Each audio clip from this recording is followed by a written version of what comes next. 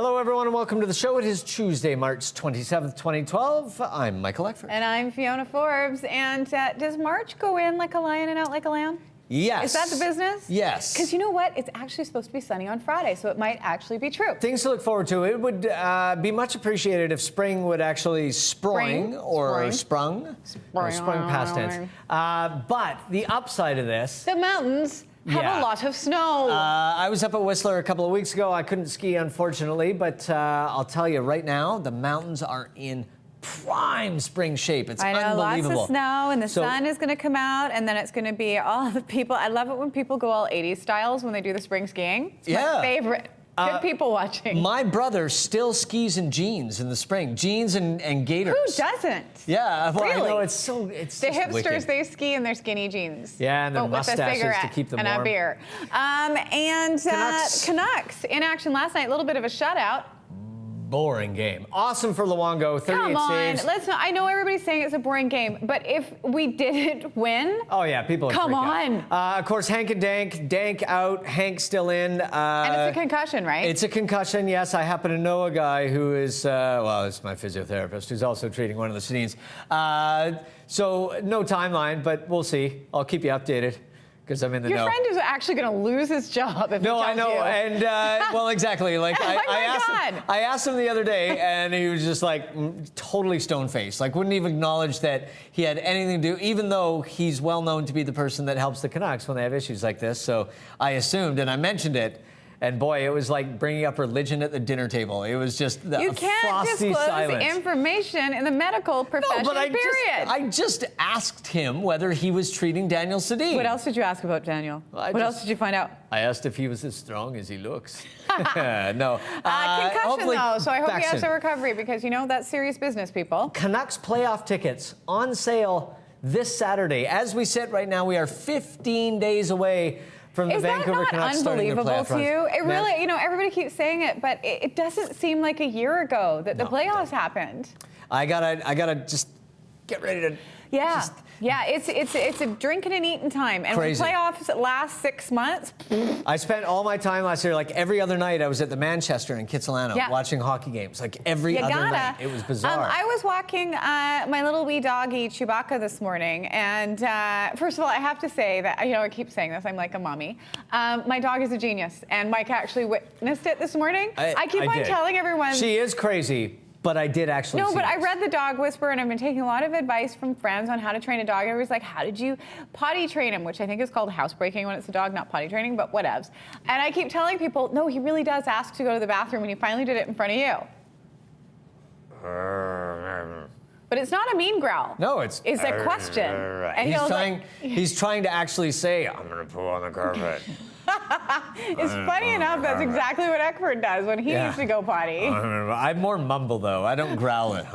It's like the old man mumble. But I was walking my dog this morning, this woman stopped me, and she, you know, it's like, good morning, you know, dog people. I'm thinking they're all friendly. And she was a very friendly lady, but she told me this very long and convoluted story about how she was certain that my dog was going to get eaten by coyotes or an eagle, that I had a really small dog and it was going to come to a demise very quickly by a wild Eagles animal. love little dogs. No, but she said even if it's on the leash and you're watching, it'll happen. It'll happen. I know. Optimism.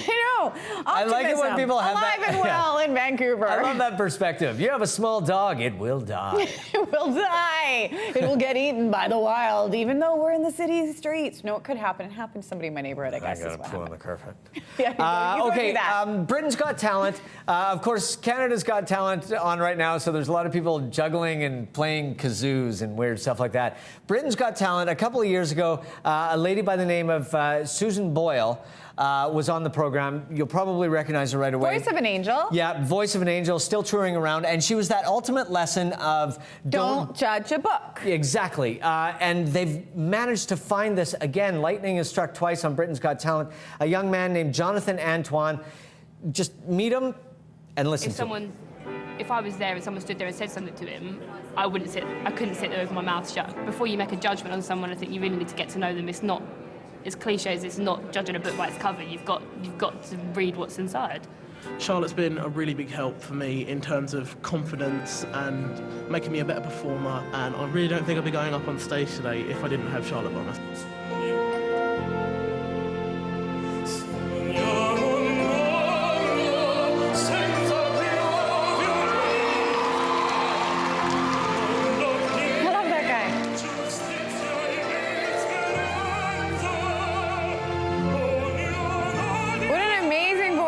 Incredible, huh? It's really weird that Susan Boyle's son actually made it to the program.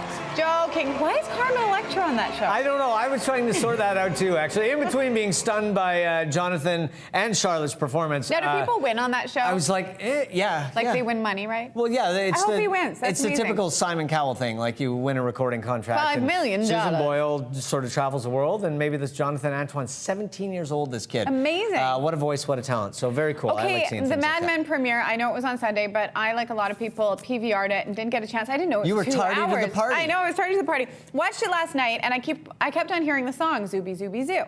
And when I got to the scene, oh my God, See? in case you missed it, See? Don Draper, unlike good. any other man in history, married his young secretary. But you can see why, because she's dorky. The foundation of And civilization. sexy. She's absolutely gorgeous, but what a delightfully awkward scene. Let's have a look, just in case you missed it, or you need a reminder of that catchy tune. Here it is. You say awkward.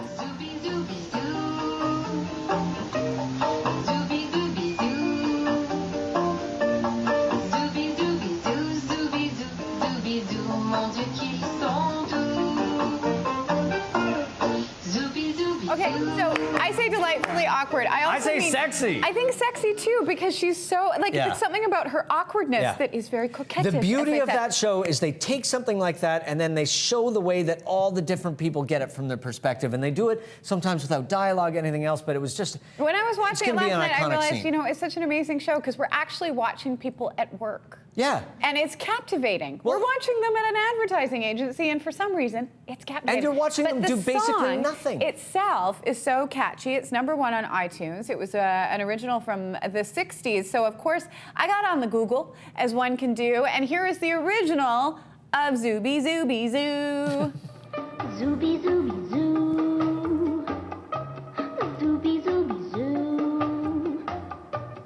Zou Bisou Bisou. Zou Bisou, Zou Bisou. Mon Dieu, I'm just casually rowing by, pardon me. Of course you are in your shorts. That would have been me. Hey. Totally, but I absolutely loved it. Mad Men, I'm so glad it's back on the air. It's So- one of my favorite shows. On iTunes, you can download the original. You can also download the Jessica Perret version as well. Good Who is a Canadian kid. actress, in case you recognize her. She's so great on that show. And every now and then on the internet, we find a picture of our relationship here, and here is today's. Zou Bisou Bisou. Yeah. That means kiss, right? Yeah. Bisou? Yeah. Yeah, it's not Zubi, Yeah, Zoo, a like lot I of people- thought. It's Zou Bisou. Yeah. A lot of people are thinking like Scooby-Doo. It's No, not. It's not. Zoo. En français. Bisou. Por favor. Yeah, Okay? yes, Let's check in with Elise at Rock 101. Accent aigu. Hey guys, well, the time has come. It is the third and final leg of Classic Rock 101's World Tour, and some would like to say that we saved the best for last. This one, leg 3, is The Boss in London. That's right, Bruce Springsteen at Hyde Park. That is some people's dream, I tell ya. All you gotta do is listen for the Bruce Springsteen songs to come on, then you gotta call, text, or email us, get on the standby list, and then be one of the lucky 15 to get the call to join us in the Departure Lounge 2 weeks from now. Head over to rock101.com for all the details. Thank you, Elise. Amazing. Great contest. This is my favorite of the 3 legs of the World Tour. Listen to Rock What was 101 the in third? And mornings. there was Tom Petty in Ireland. And who Tom else? Petty in Ireland, Deep Purple in Paris, and now this. See, I would go Bruce in Ireland. That's what I would do. We're going to take a break.